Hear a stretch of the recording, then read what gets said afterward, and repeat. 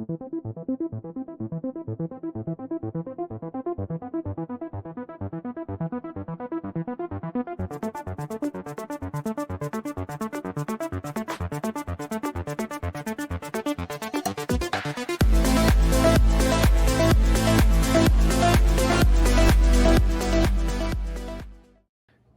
we're back with another NBA Observations. It's Gerald Glassford coming right back at you here from the Lakers Fast Break.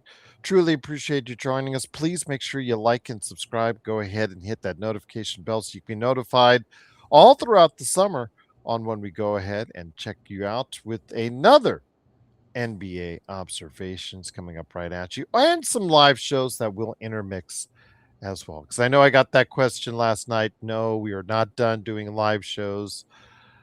Joe and I talked about it after the show. We're probably going to do about 1 to 2 a week, unless there's major breaking news, i.e., Rob Pelinka. Hope you get fired. That would we would come on the air immediately for that. Wherever we're at, I'll do it on the road. I don't care. I'll do it from my phone. Yes, on that one. So it is what it is for that one. But yes, we've got plenty more and great NBA observations for you as well. But a guy who's here, our regular Monday, now Tuesday, because of what went on with the NBA schedule, is here. He is a happy man, probably because the Oklahoma City Thunder escaped. Well, okay, they swept. I shouldn't say escaped, but they swept. They swept the Lakers. Although Game 4, you could say what you want about that. It is, of course, Calif Poncy for the New Century Press, and also, of course, the Suave Report. Welcome back, Calif. Truly great to have you here. We will get the, stuff out of the way regarding the Lakers and the Oklahoma City Thunder. Bad acting aside, flopping aside, bad calls aside, traveling when there's a slam dunk and dancing steps before you do aside. There is a talent gap. There's a huge talent gap. And yes, while the Lakers probably should have won last night, there's still no excuse as far as that's concerned regarding the huge talent gap between these two teams, which was very apparent in this series. This was up until Game 4, SGA's worst series as a playoff performer by far.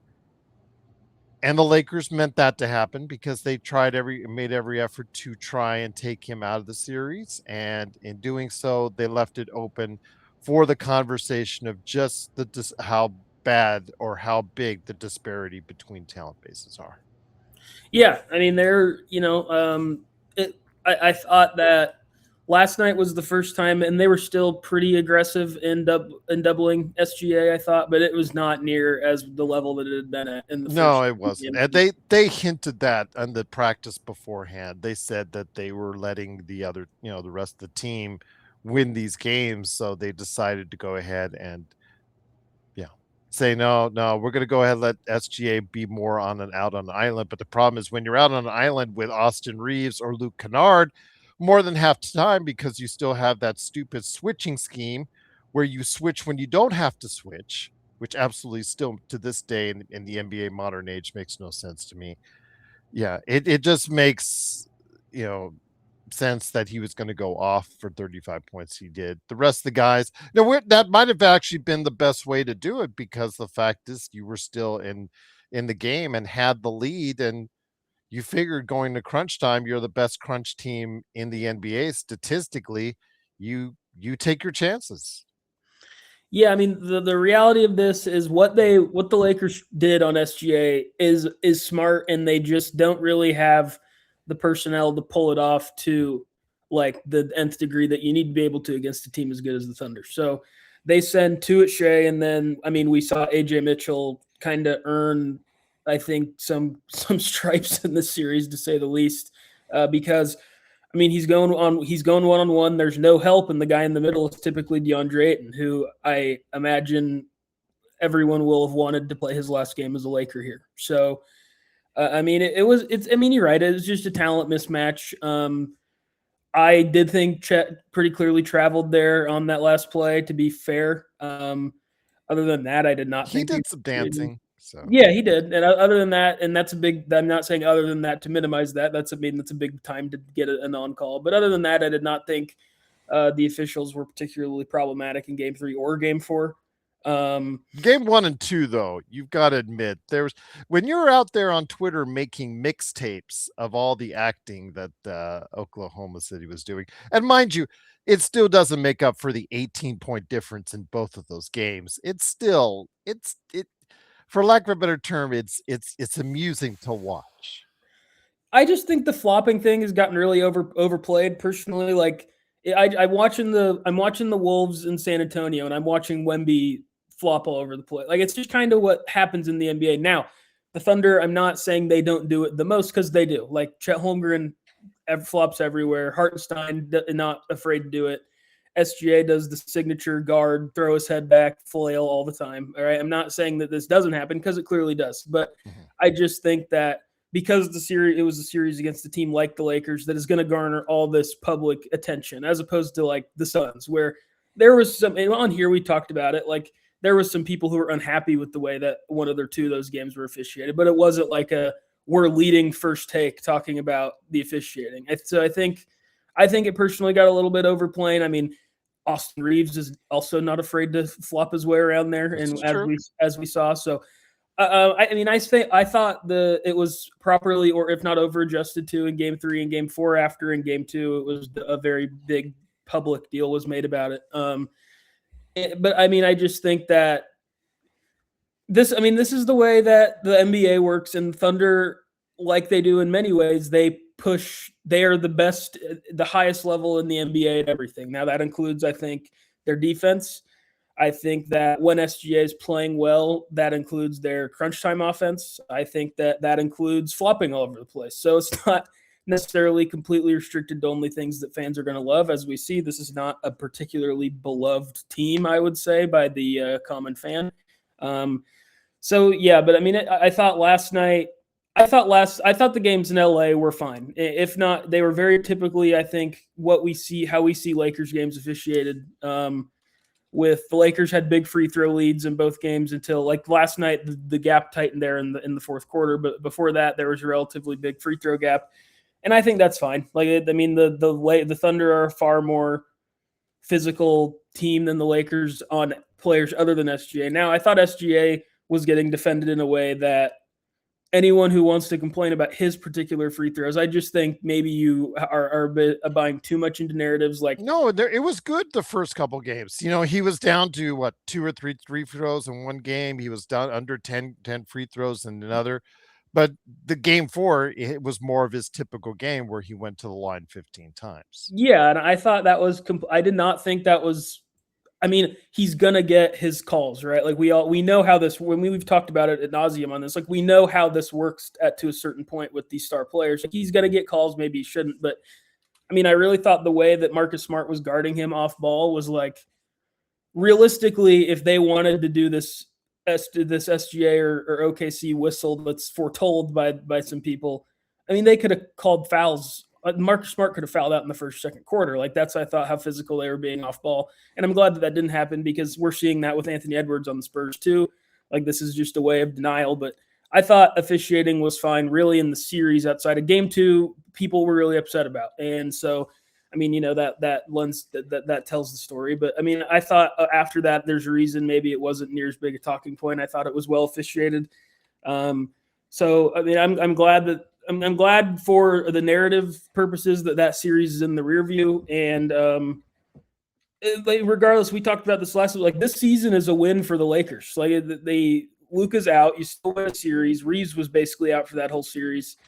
I think after a lot of questions from me and many, like there was some real questions that could LeBron even play? Like, does this big three make sense together? And I thought that in that stretch in March really showed that it did.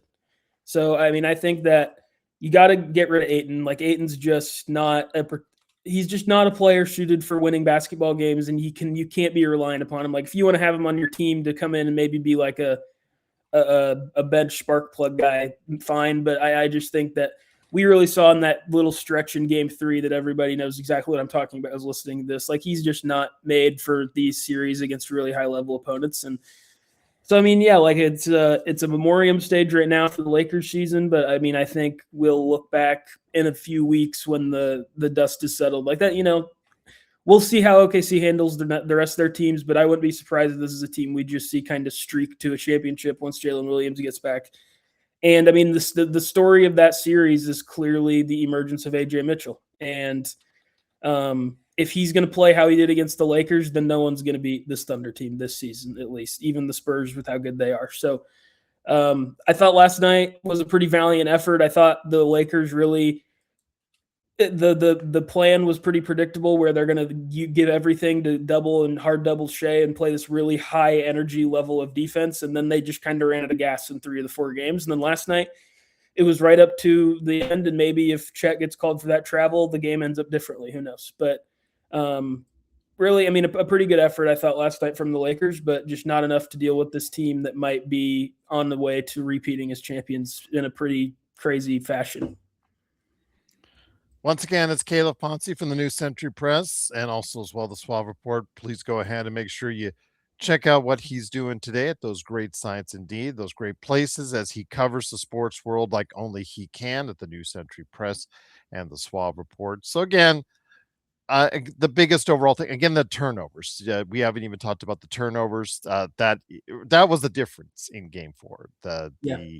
The 13-point differential between points off of turnovers, and it was something I mentioned repeatedly heading into this series was a key, and that the Lakers couldn't be as sloppy as they were against Houston, get away with it.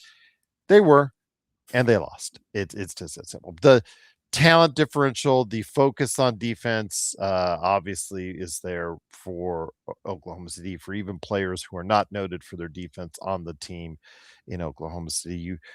And the fact that you got contributions continually off the bench, while a spotlight on a Luke Kennard game or a Jackson Hayes off the bench game, one player on one night giving you something off the bench. For Oklahoma City, it's every game. 2 guys giving you really great performances off the bench. That was happened every single game for Oklahoma City. And that doesn't even account for guys like Alex Caruso, who hit 3 threes. Doesn't count for like Isaiah Joe, who popped in there and gave you a couple minute stretch. Though the sheer quality, and you're not even playing, Oklahoma City is not even playing Aaron Wiggins, who was a major factor in last year's playoffs, which is test to the strength of the bench and the fact you're not even playing J-Dub. Yes, we didn't play Luka, but you guys didn't play J-Dub. But again, it's the fact that there is just so much depth. You talked about how in the second half the Lakers whittled down in 3 of the 4 games. That is the major reason why. Just the sheer talent that Mark Dagnall can throw out, and when he throws it out, and seemingly can always push the right buttons against other teams like the Lakers. Yeah, I mean, it came out in the story. I'm not sure who to credit with it, but about the 76ers yesterday, where players are frustrated with the front office that they moved off Jared McCain at the trade deadline. And I think this series is a really good reason why. Like, this is a player who they said that they sold high on, and the way that he meant that was a little taken out of context, because he basically was like, well, this is for a non-starter, like this is as good as you're going to get in the NBA. And it's like, well, that's just maybe a little, I'm all for analytically viewing stuff, but that's maybe a little too analytical of a way to look at this. Like, this is a guy's on a rookie deal who's a very good offensive role player, can really space the floor, as we've seen multiple times. Like, if you get too aggressive in closing out on him, he can go, and he's pretty good at finishing at the rim. That's something he didn't really showcase in this series, but I've noticed with him is he also has a pretty good mid-range game where he gets his shoulder down into someone, pops back, and shoots a little mid-range jumper. And I thought he was awesome in their series. I thought he was probably OKC's third or fourth or second best player off the bench. I thought Caruso was pretty Caruso-y in the series. He's pretty good defensively, and he hit some threes, which is kind of the swing factor for him to be good or really good. And I thought he was really good in this series. So yeah, I mean, I thought it was the mix of the lack of the Lakers' depth. Like we saw, they were reaching. They tried to do Thiero. Maxi Kleber got on the game on the floor in game maybe 2. They tried him out actually like during the game, and then obviously last night he was out there as a screener for that last play, much to the chagrin of about everybody. And so, I thought it was the mix of that, and also like the way they were playing defense just isn't sustainable with that lack of depth that they have. It's very natural that they maybe were going to wear down a little bit by the end of the game. And I thought we really saw what the flaws of this Lakers team were like when SGA left the floor. Ironically enough, they lost settled every time. Yeah, they settled back into their base defense, and it was just kind of got picked apart by a player in AJ Mitchell, who we'll see how he continues. But want to continue to mention just how good I thought he was in this series. Like, he played like an all-star in this series alone. Now, is that the player that he'll be consistently when it's against the Spurs or Minnesota or the Knicks? Maybe. We'll see. I thought that the way that some national pods are talking about him coming into this, where like there was a lot of not a lot, but there was some people talking about Jalen Brunson before the series. Like, I don't know. I think he's good. He benefits playing with these guys. That series looked a lot like Jalen Brunson. I'll be completely honest. And so his emergence is what made this a sweep. The Thunder were going to win no matter what. They're just a better team. But without him averaging, I think he averaged 22 a game in the series. Like, without that, I think maybe it's 5 or 6 and not a complete and total sweep, and a pretty dominant one up until game 4. So yeah, again, like for the lack of total talent, no Luka, it's going to go down as a sweep. But I thought of the 16 quarters in the series, I thought 10 of them were pretty competitive. And so, solid. I thought it was a pretty solid performance in a sweep for the Lakers, who are kind of getting used to saying that after the Denver series a few years ago, and now this. But a sweep nonetheless, and their season's over. And who knows if we ever see LeBron play there again? And a lot of Austin Reeves questions. And so, it's a off season of questions. Two things to me that are pretty constant on this Lakers roster are obviously Luka Doncic, and then I really was impressed with JJ Redick in the series, and for all the flack they caught when they hired him because of the nature of how it happened. I think he's really good, and the Lakers kind of have themselves a coach that they should keep and have leading them for quite a while. I'm glad you feel that way, because there was a lot of leaning towards that, obviously after the Houston series, but mistakes by him last night kind of still leaves you wondering, like he made mistakes last year in Minnesota playoffs, like again, constantly not enforcing or just reminding this team to not leave SGA on an island against Luke Kennard or Austin Reeves. It's absolutely no. Those two are abysmal defensively, and he's carving them up. You can easily switch back. And I saw many of those plays that they could have easily switched back, but they just seemed really, okay, we're going to switch. We switch. Okay, have fun. Have fun, Luke Kennard. That's awesome. Go have fun with SGA. You can see it happening. And if you're a coach, you're right there in front of it 10 feet away, and you're not saying anything about it. That's a problem I have. That's this switching defense that he incorporates, where they switch before there's even a screen that even gets set up. It's just irritating and nauseating to me. And it's all season long, by the way.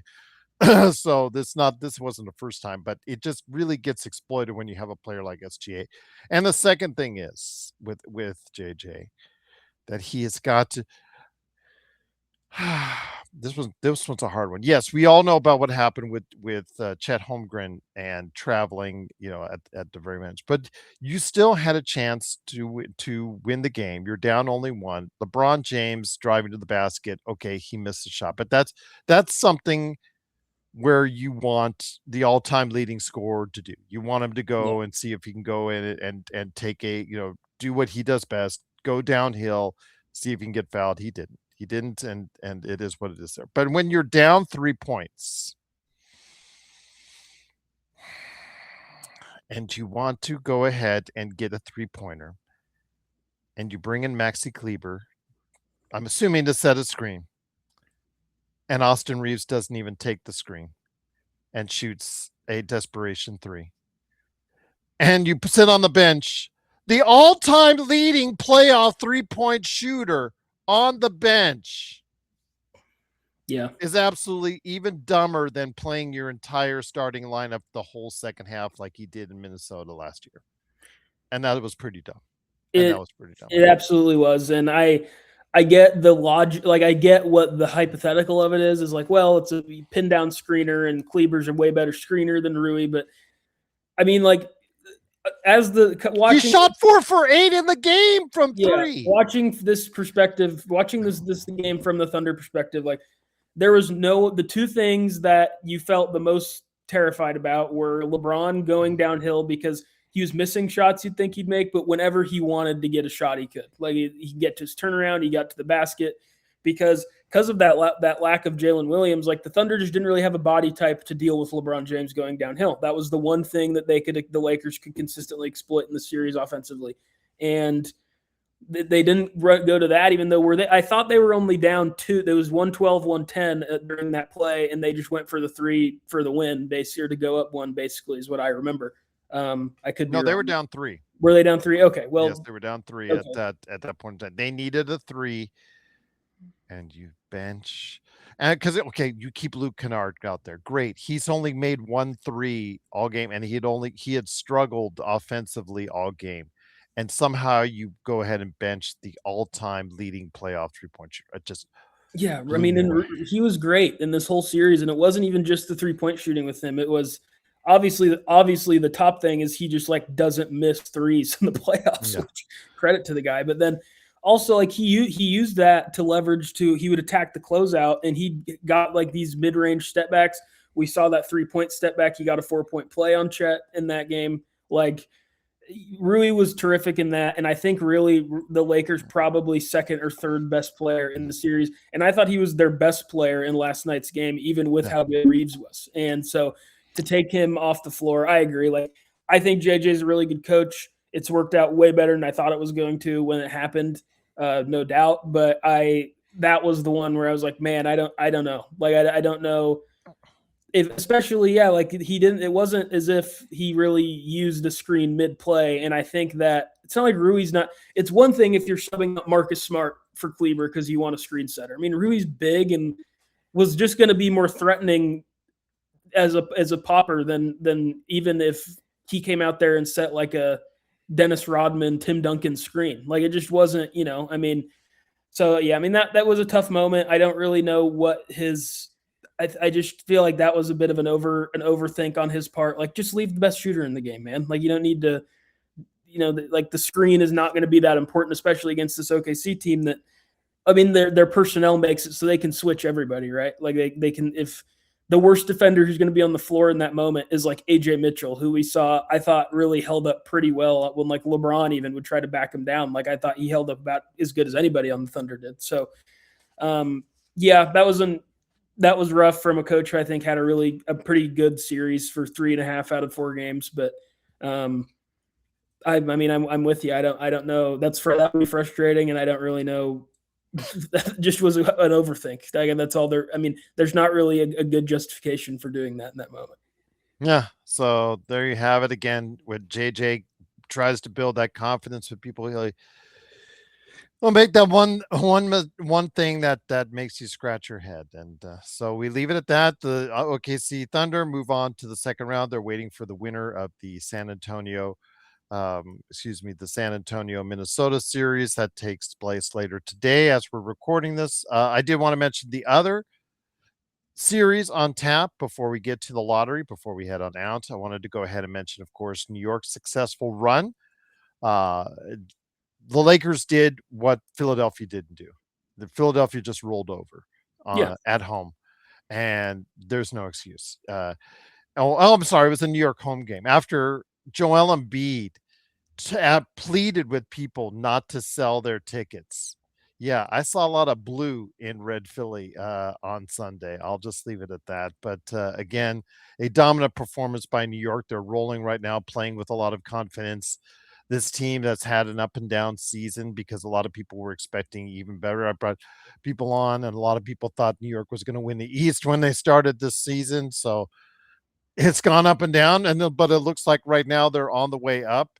OG Anunoby, his status for, as far as whether or not how long he'll be injured, we'll wait and see. But obviously they get time. So they're shooting for a 7-game playoff between Detroit and Cleveland, which looks more and more like whoever's at home will win. Your thoughts, though, on the New York Knicks? How real are they as far as a contender coming out of the East? It's hard for me to see anybody beating this Oklahoma City team, to be completely honest. Like, I just think they're the best team. They have the most good players. Like, not breaking any news, everyone I think kind of knows that, unless it's San Antonio with the Wemby aspect is able to maybe beat them. But they're about as real as a threat as I think was going to come out of the East this season. I mean, the way that since those two games, even going back to that Hawks series, like they lost both games by 1 or whatever, like that's a series that, and then they won by a lot. Like that was a series that they dominated despite it going 6, obviously sweep. And it was a pretty dominant sweep. And like you said, Philly just really rolled over, and pretty unimpressive from a Sixers team that got like a really awesome series win that they seemed like they just used everything they had to knock off to Boston. But I mean, this is a really good team. Like, and Jalen Brunson's awesome. The one thing that they have that Oklahoma City doesn't, and if that is the hypothetical finals, which is what I think it'll be, they have all these big wings. And I kind of wrote about that in my story I have this week, talking about like guys that maybe OKC could target in the draft. The Thunder just don't really have big wings. That's their one thing they don't have. Jalen Williams is kind of their only one, and he's been out all season. And so I still think OKC would probably win that in 5 or 6, just because I think of how good this Thunder team is, as shown by I think their bookends to the season when they've been locked in and healthy and not kind of in the monotony of an NBA season. And now what we've seen from them in the playoffs, like last night is the first close game the Thunder have played all playoffs long.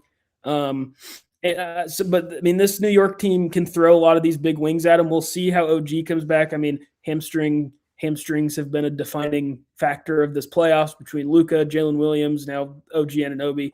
But I mean, this is a legit team, and there's not even a ton of analysis to do about the Knicks Sixers series. Like, they just killed them. They're just way better.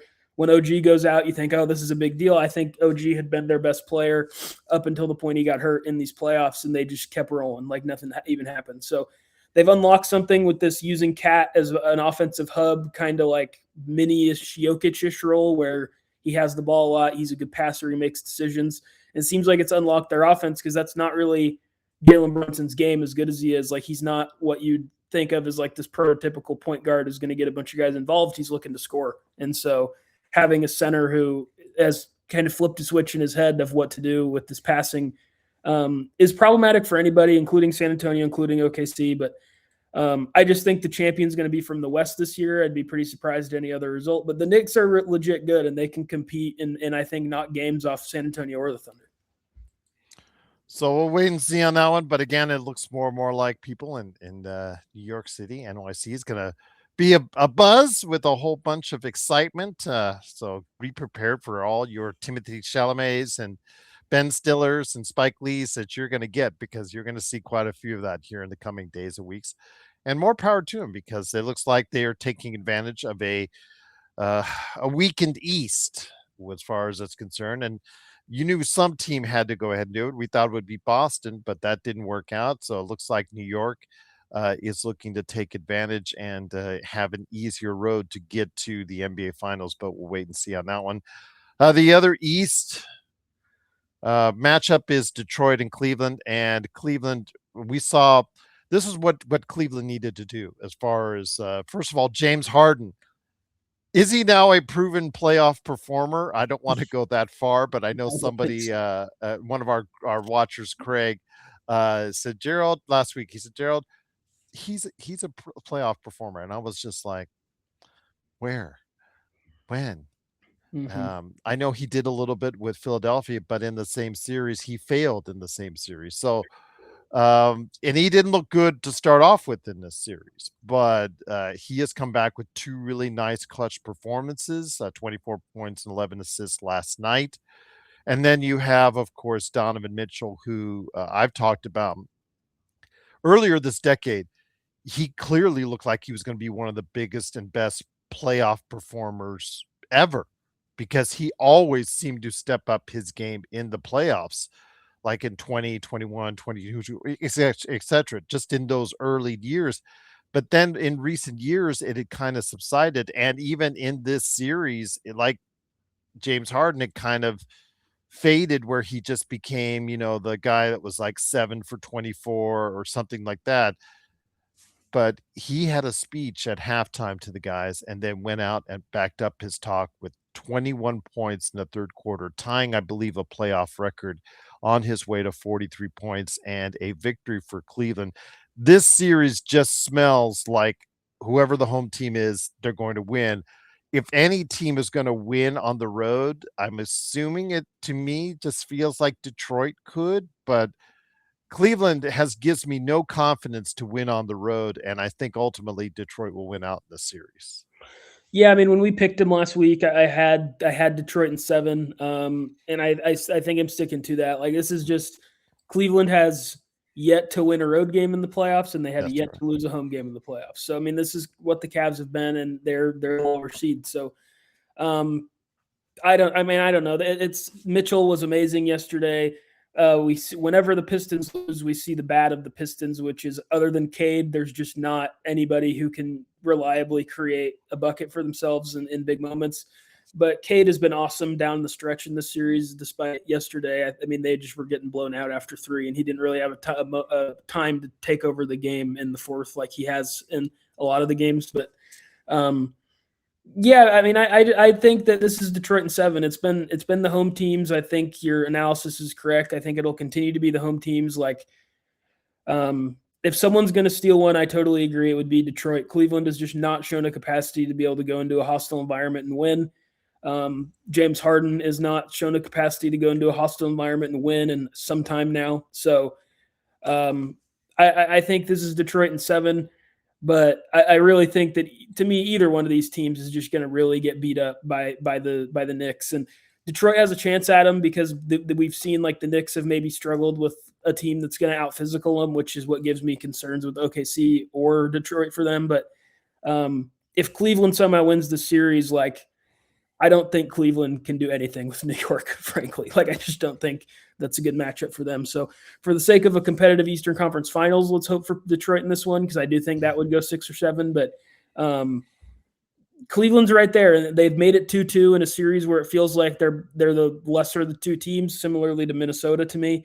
And if it's 2-2, it's anybody. Who knows? It's anybody's things. Wemby could throw an elbow at someone, or we could get a James Harden complete and total meltdown, or we could get a Cade turns an ankle and the Pistons don't are go into Dennis Jenkins in Game 7 of a playoff series. So, I mean, anything's possible when it's 2-2, and the Cavs have done well to win both at home. They needed to do that after going down 0-2, and so I think that tomorrow in Detroit is a big one. And I mean, I think we'll know if the Cavs can't take that one there, they're not going to go there and take Game 7. I think we know that. So the Cavs to win that series, to me, are going to really need to take Game 5, and we'll see if they can do that or not. My money would be on no, but who knows? We'll wait and see on that one, but I agree with you. Home team is going to win out on that series, and it will just it looks more and more like that. But before we go to the lottery, we want to go ahead and talk about the Minnesota San Antonio series. San Antonio are making the mistakes that I didn't think that they would make as far as that's concerned, especially Wembanyama throwing that elbow. I can't say I blame Wembanyama. He was, if you saw the full replay, he did get hit on the head, but your frustrations to wind up and swing that elbow, you just he didn't even argue it once he was told exactly what happened, and because he didn't know what a flagrant two. I find it hard to see what say Yeah. what yeah, why did he ask what's that mean, and okay, I would think he would know what a flagrant two He's already. way too cerebral of a player to not know what. Yeah. Yeah, I mean, So, but he didn't argue it. He didn't argue it. No ranting, no raving. He just high fived his teammates, and he knew what he was doing. He knew when he wound up and did it, what was going to happen. Well, he didn't get any repercussions from it as far as outside the ejection from the game. which was the difference in the game Yeah, against Minnesota. San Antonio is trying hard to keep Minnesota in the series, which is only biding time for them against Oklahoma City. So with that, my friend, it goes back to San Antonio later today. I still think San Antonio is going to take this series. It I just, agree. Yeah. Wembyama has to just stay on the court and not elbow people. I think he understands that. He is getting fouled. He is getting clubbed. I get that. But Shaq, LeBron, all the big guys in this league, they get hit. It's just that simple.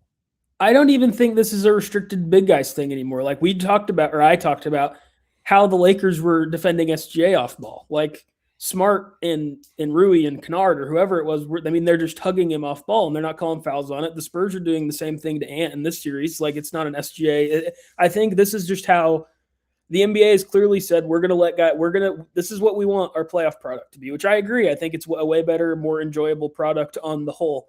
And so for him to do that, and it's not as if like it was like I'm so annoyed reactionary elbow. It was the slow frame on top of Dylan Harper's reaction in the back is really pretty funny because it's like he's getting arms all over him. He looks over and there's like a half second pause where he's like, should I do this? And then he just boom, like fully planned, fully charged, not like I just got mad and did it in the heat of the moment. Like it was a pretty meditated elbow, I think. So I don't know that I agree that it's like I don't blame him. Like I get what you're saying, but I just think that's how. I mean, you said it, especially with the centers, but like that's just how guys are defended in the playoffs now.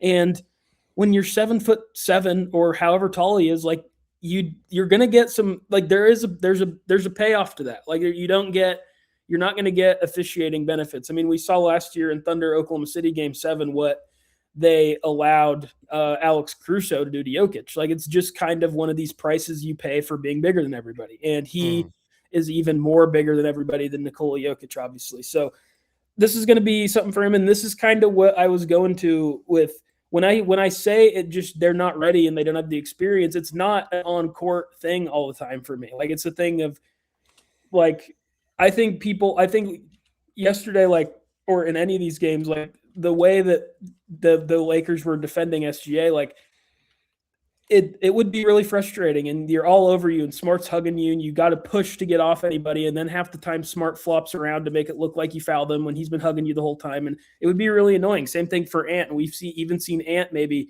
push Castle a little bit here and there. And so, I mean, it's just all these little things where they're just young. They haven't been in a ton, not only playoff situations, they just haven't been in a ton of situations yet, just by sheer nature of they haven't played very many games in the NBA.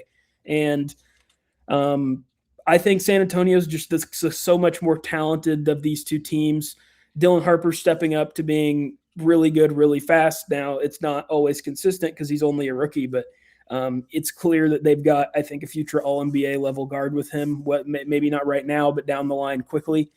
Fox has struggled, and Castle is pretty wishy-washy on the offensive end. But I think that this is probably San Antonio taking care of the next two games. But I mean, Minnesota does this. This is what they do. Like they just stay in these series, and Ant is going to think he's better than anybody he's playing against, and he's going to think he's going to make every shot down the stretch. And every game he seems to get a little bit 5% healthier, and have a little bit of that bounce left. And so if you tell me that Minnesota continues to shock the world, I'm not going to be particularly surprised. Like this is a team, unlike Cleveland, who's in a similar spot. We have like years of evidence. Like this is a team that rises to the moment. This is a team that kind of has a player who relishes these late game situations. So they have Ant's fearless. We'll see if he is able to do this. I think it's San Antonio. They're just so much better. And I imagine after that, like we saw after Wemby, I thought was a little overzealous in game 1. He came back and really settled down and played a lot more like smartly on rhythm in games 2 and 3 before the elbow situation. So I imagine he'll be really disciplined tonight and make a point of it at home to not get rattled.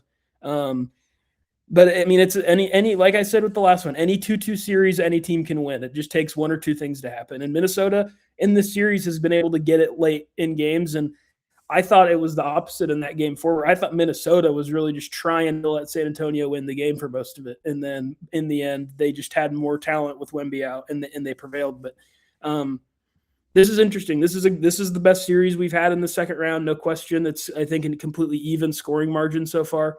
So I'm excited tonight for Game 5, and I imagine whoever wins that game will win. That seems to be how Game 5s go for the most part. So interesting game and an interesting series for a really young Spurs team versus a really experienced Timberwolves team. So before we head on out, I did want to mention the NBA lottery, one of our favorite times of the year. I wish they would do it during the week. I don't like the weekend lotteries. I like it during the week. It just seems, and it has a better feel to it if it's on like a Monday, Tuesday, or Wednesday during prime time on the East Coast, like right there, 5 o'clock p.m. on the Pacific time and 8 o'clock. Just has a better feel to it than doing it on Mother's Day at noon. Just really does. They've got a full game show format. I thought someone was going to say, I'll take sports enigmas for 100, Alex. I thought somebody was going to go ahead and do that. I love the fact the way they had it laid out with the worst teams on the bottom with the highest chances with their own little panels, and the everybody else just like up, and at the very end, you have the best teams involved like way up there. Hi, how you doing? But again, if you did move up, you got this little flashing graphic. I thought that was really nifty. That's where we've come from the cardboard panels as far Yeah. so that's as far as we come on that one. They now just have the cardboard panels when they show up which team is going where. But the big winners, of course, is Washington, Utah, Memphis, and also as well Chicago are the now top four, and the Clippers. Yeah. They didn't clip this time because Indiana, with their GM Pritchard saying he's sorry for making the trade for Ivica Zubac. We'll see if that pans itself out because again, on the back end, yes, they did trade Mathurin, they did trade the number 5 pick, but they keep their 2031 pick, which I think, ultimately we will see what happens. If they ultimately pick someone really good at 2031, then it'll work itself out. But don't sell Ivica Zubac short yet. It's not a Kobe for Vlade Divac's trade just yet. Let's just okay. Let's keep it in perspective until they make the pick and see what happens because clip's going to clip and all that. But your thoughts on the lottery? Of course, we will get into so much more detail on the draft in the coming days and weeks to come. But your quick thoughts on the lottery before we head on out. Yeah, I mean, it finally worked how I think it should work, where you reward the teams that are bad, and now Washington probably isn't going to be tanking next year because they have a superstar that's going to change their franchise. Utah, I've been high on what they're going to be next season, and now you add most likely Darren Peterson to that mix. I think the sky's the limit for Utah. We'll see if they're able to, if he hits like how I think he could, then they're going to be one of these teams in this Western Conference Finals mix in a few years. And Memphis and Chicago, like they took jumps, but Memphis and Chicago both are pretty blank slates. Like they just were a little late to the tank race last year, so they were lesser down in the standings. But the biggest result of this is the Pacers losing their pick. If they had kept that top 4 pick, they were going to add, a all-star, all-NBA caliber prospect to an already really good team that we saw nearly win the championship last season. And so losing out on that I think Zubac is a good player, but I don't think he's a top 7 center in the NBA. And for them to sacrifice what they did, it's a big price to pay. And he's going to have to perform really well for it to pay off. And we'll see if he can do that. He's a good player who they clearly think fits what they want to do there. I was not as bullish on that pick and trade when it happened, and I'm not now. But it's a big win for the Clippers, who now we'll see what direction the Clippers take now that you're going to have maybe a Keaton Wagler and a Garland and a Mathurin if you want him back. Like, and I thought Niederhauser was pretty good when he played. Like, I think the semblance of a halfway decent young core is beginning to form, and then you have this 35-year-old aspiration weird Kawhi situation that we'll see what they do with. I think maybe it could be time for them to just say we're just gonna go young and Kawhi go have fun with the Warriors or whatever. Or they could, I think, go in and maybe be a halfway decent team next year. But in the last year of these lottery odds that I don't think really worked for what anybody wanted out of the lottery, frankly, unless you wanted crazy TV product with these jumps, which I'm sure the NBA wasn't super mad at. But the obviously lottery reform is expected to come next year to when they try to curb tanking.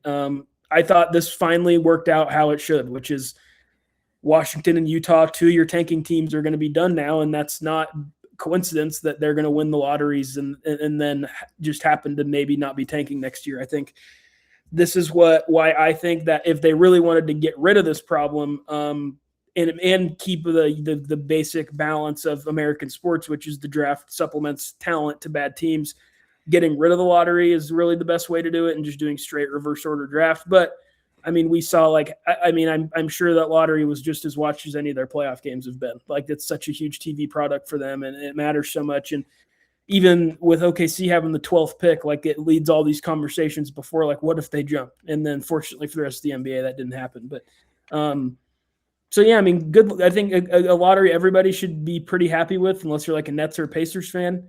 And I'm good for Washington. I mean, I think this is the first time in Washington's history since Chris Webber, I guess, that they have a chance to truly add like someone with real superstar franchise changing talent. And that's not to diminish John Wall, but I mean, we just saw as it went on, like, he just was not in the upper echelon of guards of his era. And if Debansta hits, like, he's going to be a superstar all NBA forward, and they've never really had an opportunity to do that there in Washington. So good for them. We'll see what happens down in Chicago, which I think is also interesting. Like, my gut tells me it could end up being Boozer, and Boozer is I wrote a little bit about this in the piece I put out after the lottery. Like, Boozer, to me, while I think he'll be really good, and I think people are a little low on him in general, I just don't know if he can truly be like the franchise savior. I think he's more fit to be like have some good pieces around him, and he works out in Chicago. I think, in my opinion, like one good piece around him in Zealous, and we'll see what happens with Essengay and Leonard Miller showed some flashes, but an interesting top four because it gives four franchises, or three, not counting Utah, three of the four franchises really needed kind of lifelines to young superstars, and they finally got them. So good for them, and really good for Washington, who just seems to kind of get screwed in all these, and it turned around for them finally. We'll see what happens, and I know you and I will spend a lot of time covering the draft in the coming weeks to come. I know that the whole league is breathing a sigh of relief that OKC didn't jump up to the number one position. I know that that would have sent the league into a tizzy as far as that's concerned. But again, they still have 2 picks in the first round, so there's many more to come for them if they decide to go that route and just keep their picks. But we'll see again how this lottery will shape itself out, and the draft will shape itself out, and we'll go ahead and make sure we have conversations about that. But I appreciate you stopping by as always. Calif Poncy has got some great stuff to check out right now on the Suave Report, and also the New Century Press as well. But my friend, there's still some action in the playoff yet to come. I know that OKC and New York are waiting, but I think that we'll still see some good stuff this week before it heads on to the conference finals. Yeah, no doubt. I mean, this Minnesota San Antonio series is really interesting. It's just really, it's like the talent and overwhelming talent and youth of San Antonio versus the kind of battered but always find their way into these situations Timberwolves, and we'll see which one wins out. And then I think the other series is less interesting, but I also I just don't know what to think with it. Like, is Detroit, can you, with really only one consistent offensive player, win a whole series and against a really good team in Cleveland and not an 8 seed that they obviously got taken to the brink by in Orlando? So both of these series are going to be really entertaining. I think the winner of both might just be a little bit of a sacrificial lamb to the other team in New York and Oklahoma City, but San Antonio clearly has the talent and the regular season resume that they can compete and maybe knock off OKC. So, I mean, but yeah, there's still plenty of interesting stuff left. The season has a lot of interesting curves to play out, and we'll see how it goes. We'll see how it goes indeed, but please go ahead and check out Calif Poncy today at the Suave Report and the New Century Press indeed. Well, Calif, it's always great to have you here. I appreciate your insight all season long. It will continue for us here during the summer. Any last thoughts before we head on out? I don't think so. I think we kind of got to all of it. I mean, the topics are dwindling down. There's only, there's 6 teams left now that can still say they have a chance at this. So we're running out of ammunition here, but lot here left to go, and excited to keep coming on and talking about all that the NBA kind of has to offer here. Well, we still got more to talk about, including the teams that are already eliminated. We will go ahead and discuss more in detail on then. I said we would go ahead and start picking some teams that as far as that are eliminated and what the future looks like for them. So there's still plenty of things to discuss, and we're still waiting for aspiration and the decision on that as well. Take away that number 5 pick from the Clippers. Again, I don't know how you avoid not making a big decision and slapping, not more than just slapping the wrist of the Clippers. You've got to throw the book at them. I mean, for God's sakes, Pablo Torre just won a Pulitzer Prize for his reporting. So it would look very bad if you just gave them a fine and just walked away from it in regards to that, because again, it is clear there's some salary cap circumvention. There has been federal investigations and things of that nature, which have come out, as a side. Oh, by the way, yes, while we're going after aspiration, they've also talked about the former employees talked about salary cap circumvention. I mean, it's just pointing to something really bad, and the league needs to do something about it, or other teams will do it too. Yeah, I mean, I well said. I agree. It's we'll see if they do anything. It's been pretty radio silent on it for months now. So maybe that means something big's coming, or maybe that means they've kind of landed on we can't really prove any of this, and we don't want to base anything off of not completely concrete evidence. But to me, I mean, everyone knows that this went on here. Like, there's not really much of a argument against, like, they definitely circumvented the cap and the Kawhi thing.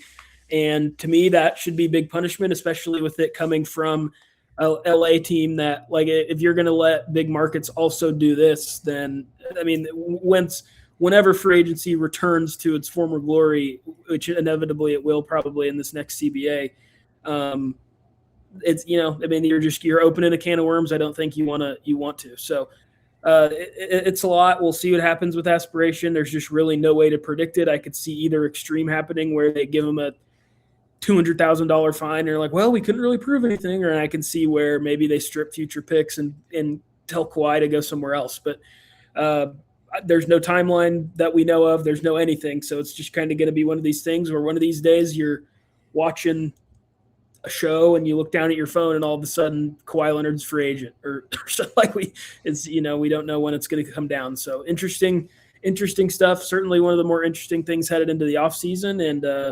we'll see what happens with it. We'll see what happens indeed. But go ahead and check out Calif Poncy today at the Suave Report and the New Century Press, and make sure you come back here on a weekly basis throughout the summer, right here on NBA Observations.